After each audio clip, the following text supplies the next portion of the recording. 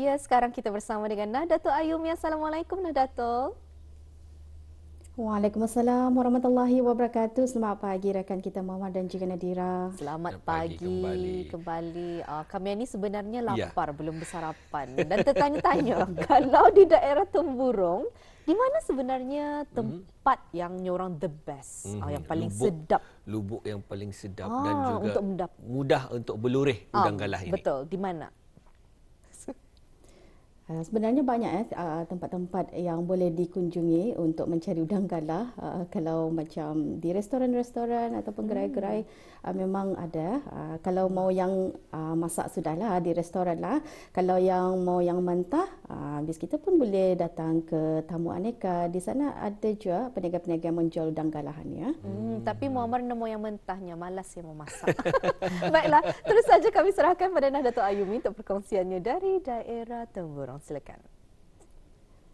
Baik, terima kasih Muhammad dan juga Nadira. Assalamualaikum warahmatullahi wabarakatuh. Salam sejahtera Auda. Selamat pagi kami ucapkan pada bis kita yang masih bersama kami di Rampai Pagi. Dan seperti biasa dari daerah Temburong juga, kami akan kongsikan bersama bis kita maklumat-maklumat semasa dari daerah ini. Sebelum itu, kami ingin kongsikan terlebih dahulu keadaan cuaca di daerah Temburong pada pagi ini. Hujan ya, apapun kita mengharapkan cuaca ini akan kembali baik ya bagi melancarkan lagi apa jua kegiatan ataupun urusan yang akan bis kita laksanakan ya. Baik, selamat berhujung minggu kami ucapkan pada bis kita. Apa jua yang bis kita ingin lakukan, apa jua perancangan yang akan bis kita laksanakan. Mungkin ada yang ingin berkunjung ke daerah Temburong, selamat datang kami ucapkan kepada bis kita ya.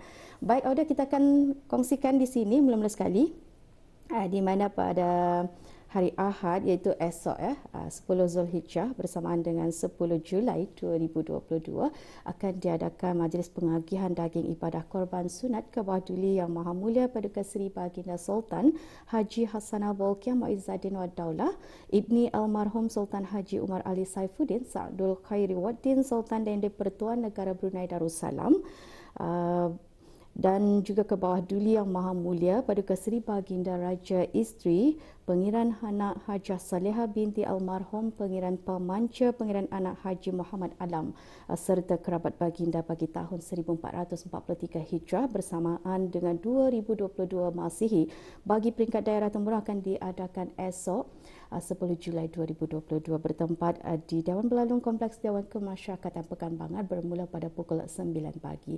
Jadi kepada bis kita yang terlibat di dalam majlis ini supaya akan mengambil maklum dan juga supaya akan dapat sama-sama hadir ya.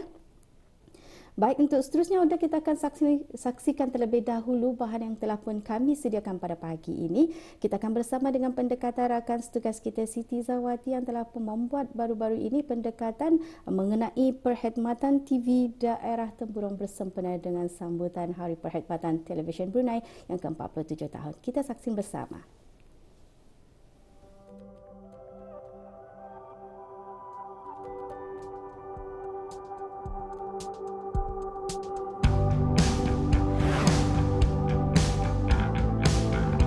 Seiring dengan usianya yang kini mencapai 47 tahun, Radio Televisyen Brunei telah merakamkan banyak peristiwa bersejarah yang boleh dijadikan sebagai rujukan dan ristaan generasi baru. Cerita di sebalik tabir bagi setiap momen yang dirakamkan tentunya akan menjadi kenangan bagi setiap mereka yang pernah berkhidmat di bawah satu-satunya badan penyiaran kerajaan ini. Kerja keras dan pengorbanan yang diberikan setentunya akan menjadi inspirasi buat generasi baru RTB yang kini menjadi harapan sebagai penerus kemajuan RTB. Seperti yang kami janjikan, kami bawakan penyampai-penyampai yang terdahulu. Dalam hari yang istimewa ini, kami menjemput mereka ke studio untuk mengongsikan apapun jua pengalaman mereka sepanjang menjadi seorang penyiar. Di sebelah kanan saya, Siti Hawa binti Haji Kamis. Assalamualaikum. Waalaikumsalam warahmatullahi. Alhamdulillah. Apa khabar? Alhamdulillah sihat. Alhamdulillah. Suara yang dirindui. Dan di sebelah kiri saya, Haji Rusli bin Haji Muhammad Saleh. Assalamualaikum Tuan. Waalaikumsalam warahmatullahi wabarakatuh. Wah, okey, jadi mungkin dapat kita kongsikan bagaimana mulanya kita mencaburi bidang penyiaran ni pada mula-mula sekali? Okay, terima kasih Dayang Siti Zawati. Para penonton yang mengikuti ataupun menyaksikan Rampai Pagi dari daerah Temburong. Sebetulnya kerjaya saya sebagai pelapor di radio pada tahun 1993 dan pada tahun 1995 Rampai Pagi daerah Temburong telah melangkah setapak di mana lintas langsung Rampai Pagi diadakan di Mini Studio Pekan Bangar yang mana ditempatkan di Jabatan Penerangan Daerah Temburong. Pada mulanya kami melalui audition untuk dicuba dengan suara, dengan membaca berita dan beberapa skrip. Alhamdulillah diterima, mungkin ada rezeki di sana dan di sanalah karya kami bermula untuk menyampaikan maklumat-maklumat dari daerah Temburong. Saya dulu bermula daripada radio sebenarnya, tapi sebagai penyiar di TV, siaran Rampai Pagi, sejarah saya unik sedikit sebab sebenarnya saya tidak pernah terfikir untuk menjadi seorang penyiar di televisyen. Masa itu saya dibawa seorang teman untuk membuat satu penggambaran bersama dengan seorang pakar masakan Chef Wan yang datang dari Malaysia.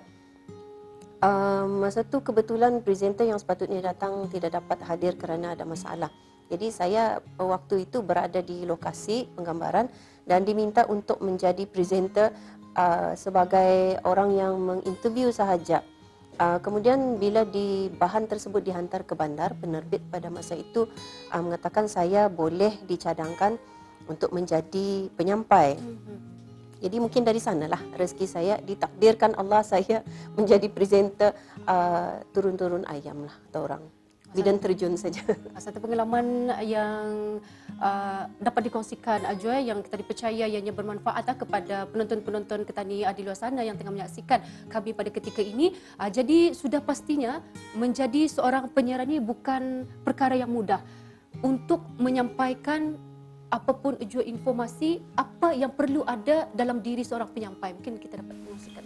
Okay, sebetulnya menjadi penyampai Rampai Pagi ataupun pelapor, seorang itu hendaklah memiliki ilmu pengetahuan. Pengetahuan itu maksud saya dari segi penggunaan bahasa dan tempat. Contohnya maklumat-maklumat yang disampaikan, biarlah Ketani sendiri dulu mengetahui tempat, lokasinya dan apa ceritanya. Jangan sampai nanti apabila Ketani menyampaikan, apabila ditanya Ketani sendiri tidak tahu di mana tempat misalnya. Kalau saya untuk menjadi seorang penyampai di lokasi, yang paling utama ialah kita mesti bersedia dulu. Sebab sebagai seorang penyiar, kita ni adalah orang yang berada di barisan hadapan. Penonton mau tahu apa maklumat yang ingin disampaikan. Jadi waktu menyiar itu kita ni perlu ikhlas, kita ni perlu berkomunikasi dengan penonton dengan walaupun dengan cara melihat kamera, eye contact tu sangat penting. Jadi bila itu ada dalam diri seorang penyiar, kita ni akan merasa kita ni lebih dekat dengan masyarakat. Penonton merasa mereka dihargai kerana menonton apa yang disampaikan.